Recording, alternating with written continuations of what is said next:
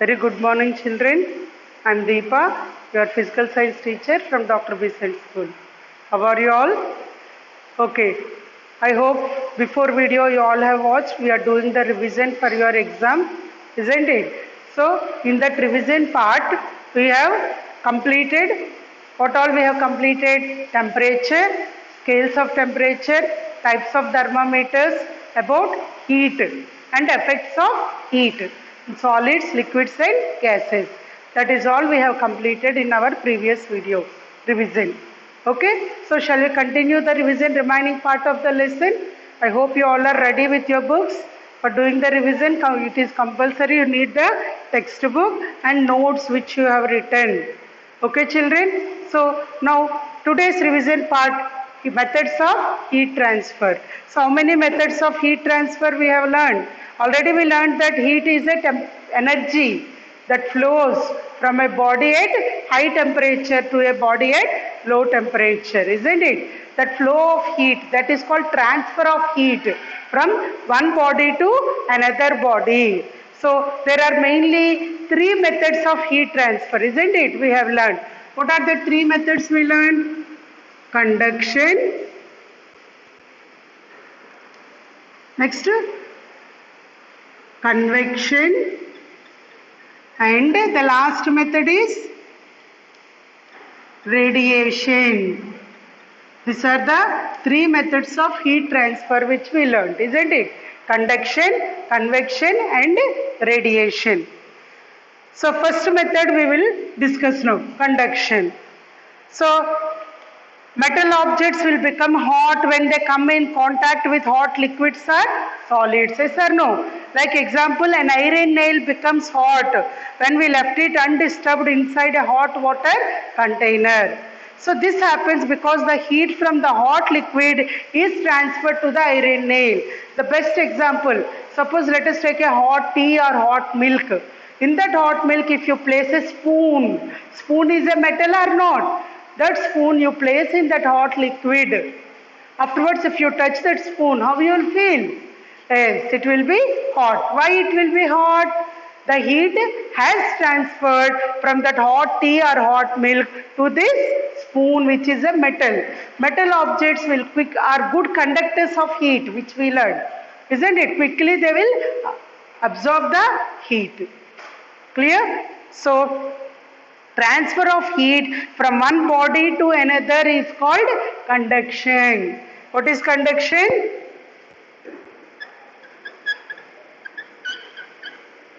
Transfer of heat from one body to another. From one body to another. This is called conduction. So what is conduction? Transfer of heat from one body to another is called conduction. So this conduction requires a medium for the transfer of heat. It is not possible in vacuum. What is meant by vacuum? Absence of air. No medium at all. So this conduction requires a medium. Important point, it requires a medium. Means for the heat to transfer from one body to another body, it requires a medium. Now, an activity we have done in the previously when I explained the video, did you remember? Taking a chalk and fixed 3 or 4 pins to the end of the tip of the chalk at different distances using the wax.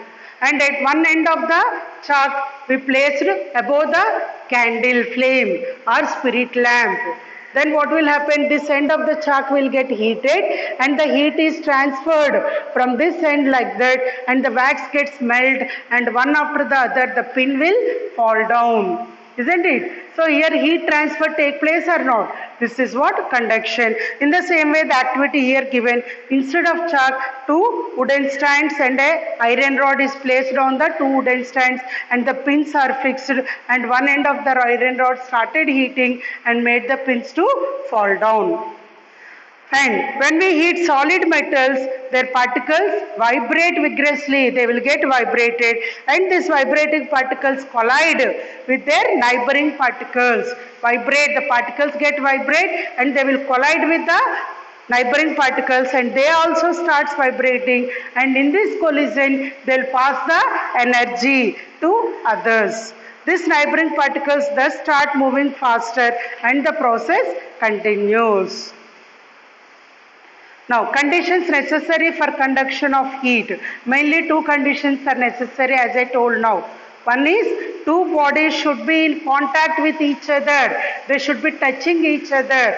As I told, suppose that hot tea or hot milk you take, and that iron article spoon you take, and if they are at a long distance, will the heat transfer to the spoon? No, isn't it? It should touch the hot milk or hot tea, then only the heat will transfer. So the two bodies should be in contact with each other, and the temperature of both the bodies should be different. These are the two conditions for conduction of heat. And before going to convection, another topic is given, conductors and insulators. What is meant by conductors? Materials that allow the heat energy to pass through them easily are called conductors. Materials that allow to pass heat easily, they are called conductors. Whereas insulators, materials which do not allow to pass heat, they are called insulators. Materials that allow to pass heat are called conductors, and materials that do not allow to pass heat are called insulators. And to understand that activity we have done, if you remembered, we have taken a flask and pour hot water in that, and take three types of sticks. One is wooden stick, another one is plastic, and one is metal. And for that sticks, we placed what you placed. On the top of the sticks, what we fixed, do you remember? Butter. A cube of butter cubes we fixed and placed in that hot water. Then what you will observe? The metal stick, the butter which is fixed to metal stick will get melted quickly, and it will fall down, it will flow. It gets melted quickly because metal is a conductor, whereas wood and plastic are insulators, so that will not melt. Am I clear, children? This is about conductors and insulators we have learned. And example of conductors, all the metals. Why metals are good conductors? Because they have free electrons for carrying heat along them. Like silver is the best conductor of heat, whereas example for insulators are plastic, rubber, wood, all this comes under insulators, which are bad conductors of heat. Now applications of insulators, woolen clothes in winter season. Woolen clothes in winter season, because wool is an insulator. It do not allow the heat to go outside of our body. It makes the heat of the body to remain inside, so that we feel warm. We do not feel cool. And igloos present in polar regions are made of ice, because ice is an insulator. And bakelite is used to make handles of cooking utensils to protect our hands from heat. Cooker handle. See, directly you can hold the cooker handle, how much hot the cooker is, because it is made up of bakelite, which is an insulator. The heat will not transfer to that handles. So easily you can handle them and lift wherever you want without it. There is no need of any cloth or anything. These are the applications of insulators. Am I clear, children? Right. And next one is convection. So the heat transfer, how the heat transfer will take place? When in water. Water is a poor conductor of heat, already we discussed. So transfer of heat in water by conduction is not possible. Yes or no? Transfer of heat by conduction process cannot take place. Then how the heat transfer takes place in water? Already this activity we have discussed. If you remember activity 4, we have done the activity or not? Fill the beaker with water and drop few crystals of potassium permanganate. Which color? Pink color.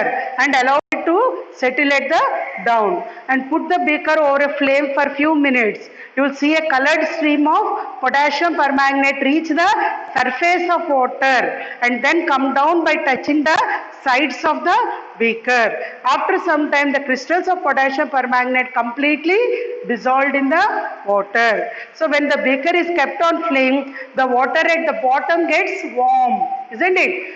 The entire water will not get warm at the same time, right? The water at the bottom of the beaker will get warm and the density of water becomes less because of this expansion. So the hot water, the warm water density will decrease. Therefore, water becomes light and goes up to the top. So the warm water, because of decrease in the density, will goes to the top. Meanwhile, hot liquid at the surface begins to cool and sinks to the bottom. The surface cool one will come to the bottom and the hot one will go up because of decrease in density. Again, the bottom water will get hot. It will go up. Surface water will become cool and it will comes down. Like that the heat transfer will takes place. So the movement sets up the circulating streams of hot and cold water known as convection current. This results in heating of the entire volume of water in the beaker. So heat is transferred from the bottom to top through the movement of water molecules. This method is called convection. Yes or no? Heat is transferred from bottom to top because of difference in the density. Isn't it? This method is called convection. So the method of heat transfer occurs in liquids and gases. It is because in liquids and gases the molecules are less densely packed and free to move. So in this convection again we will see two types. What are they? They are sea breeze and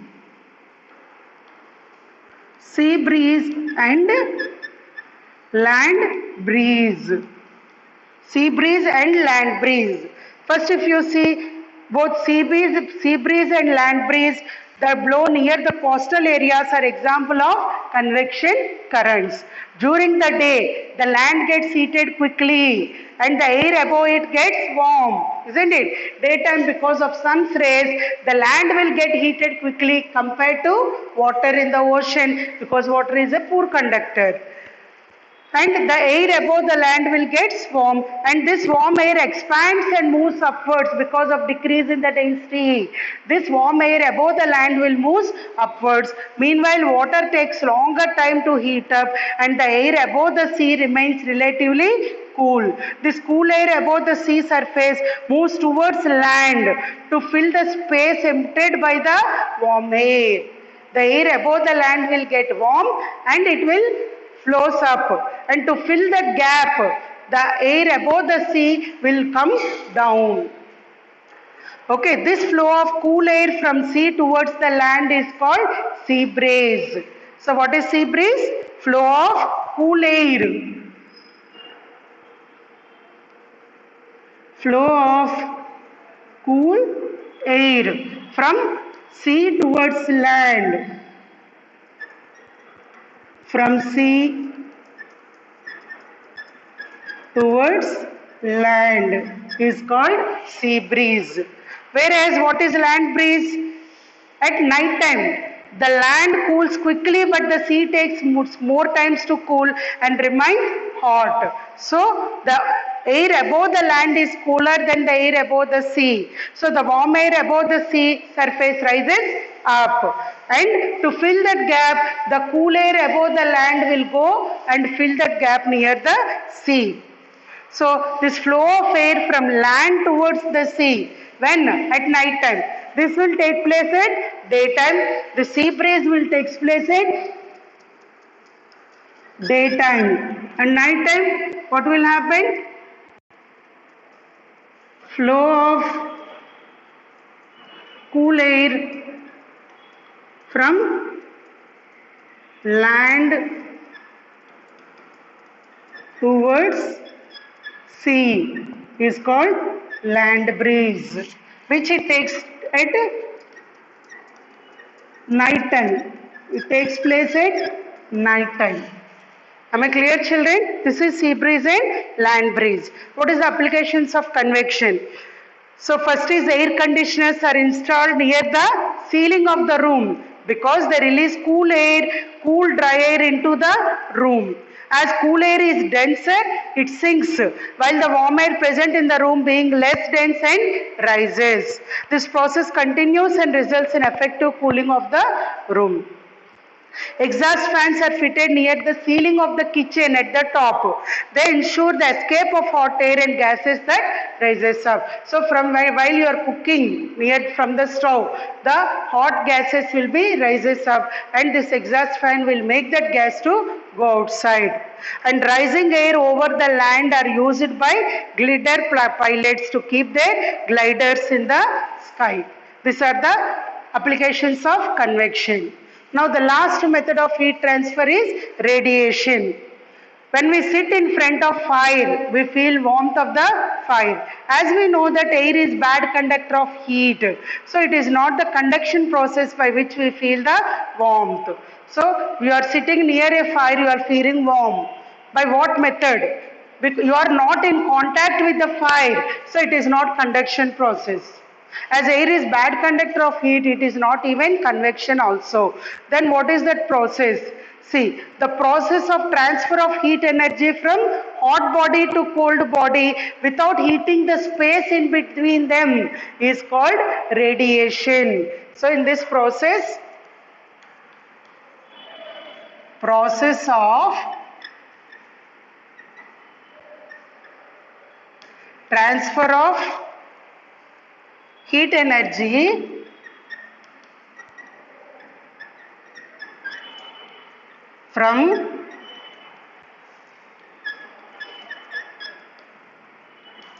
from a hot body to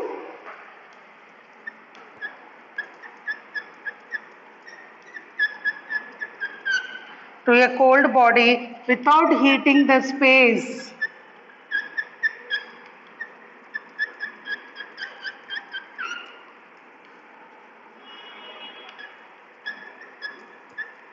Without heating the space in between them. Means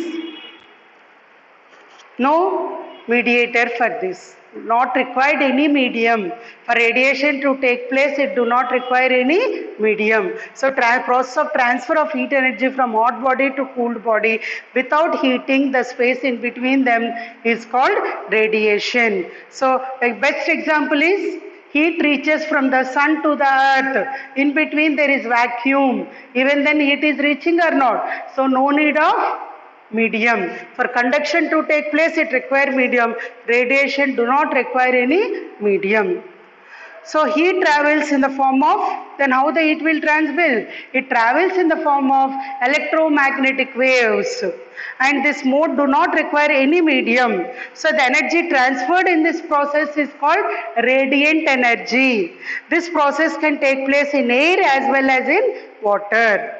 So when radiant energy falls on an object, it is partially absorbed and partially reflected. And the amount of heat absorbed or radiated depends on the nature of the color of that object. It depends on the color of the object, like dark colors are good absorbers and good radiators of heat, while light colors are poor absorbers of heat. To understand that activity also we have discussed.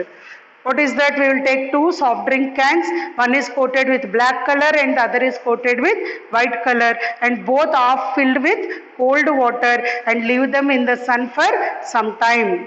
Then check the temperature of both cans with the help of a thermometer. Now put both the cans in a cool, dark and shady place. Again check the temperatures of both cans. What you will observe? Dark color, the water present in the dark color will show high temperature than the water present in the white color can, because both are kept for same time but temperatures are not same, because dark color absorbed heat quickly, and after some time keep aside and again measure, dark color will radiate the energy quickly compared to the light color.